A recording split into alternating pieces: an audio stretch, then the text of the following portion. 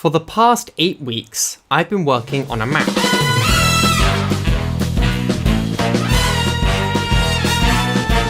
This is Frostbite, a King of the Hill map for Team Fortress 2 set in a snowy mountain base.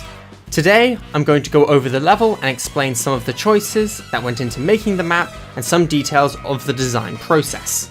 Starting with the most important part of King of the hill itself. The point is inspired by a boardwalk being elevated off the ground and these ramps leading towards an ammo and health pack. These surrounding fences block sight lines to the battlements and ensure the only way to capture the point is to get up close and personal, encouraging fights and interactions between players. On an aesthetic level, the point is the only thing made of wood in the entire area, which draws the eye, making it the main focal point of the player's attention. This underground area provides a route for players to retreat, and leads to the low ground, a wide open space adjacent to the point. This area is inspired by Lazarus, and features a health pack players can go for at the risk of being pushed off the edge. Both this and the area surrounding the point are intended to be the main combat areas, and tend to be where most of the action happens. These paths in the snow help guide players around the low ground, indicating the entrances and exits of the area. Moving back, we have the flank, consisting of these two rooms and the hallway connecting them. This area is intended to be used by sneakier classes, providing a safe path to the point behind enemy lines. You may notice that the red side and the blue side are visually asymmetrical. This was done to strengthen the difference between each side of the map, and provide a clearer indicator on what side of the map the player is currently on. If you look closely, you may be able to notice that the hitboxes don't line up exactly, but they line up close enough that it won't impact gameplay to a significant degree. A tiny bit of extra space is not going to win you the round. Also, these arrows on the wall help indicate the way to the point. Next up is the courtyard, which acts as the main connecting area to other points of interest. Going up the stairs brings you to the battlements, with 2 routes to allow spies to take care of any sentries or snipers. Staying below, we have this ammo and health pack, spaced far enough away from spawn to prevent camping, but also far enough away from the point that you need to abandon defending to resupply.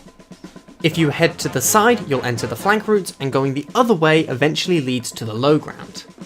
These boxes here look like decoration, but they actually block the sightline from being too exploitable. One thing I'm particularly proud of is the affordance in this area. These signs being lit up and this gate sign help indicate where important routes are, as they're the brightest thing in the area. And this one here is directly above the ammo and health packs, helping to indicate their position. Finally, we have the spawn room. 2 exits on the ground as the main routes, and a path above that leads to the battlements. Having these exits being separate and divided helps prevent spawn camping by the enemy team, and having the high ground so easily accessible allows for easy retaliation should spawn camping be attempted. That covers the main areas of the map. Taking a broader look, these areas come together to form 3 main lanes: the center, the drop, and the flank. The center route goes directly to the point, intended for use by the offensive combo, heavy, demo man, and medic. It also splits into the battlements for engineer and sniper. The flank goes through the facility and allows spy, pyro, and scout to easily ambush the enemy team, while the drop is open and exposed, allowing soldier and demo man to get violent. That about does it for the overview, so here's some smaller details I couldn't fit into its own section. In terms of aesthetics, my main points of inspiration were GoldenEye and Emesis Blue.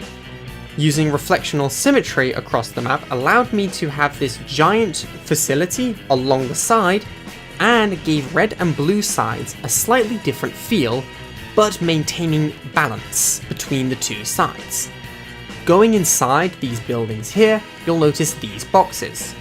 These prevent players from the 50-50 point, where they have to guess which side the enemy team may be coming from when walking through the doorway. Having these crates and blockers here helps prevent that and make sure there's only one direction they need to worry about. Finally, we have an owl up here, because I like owls. That about does it for Frostbite. If you like the look of the map, there should be a workshop link in the description, Thanks for watching and have a day.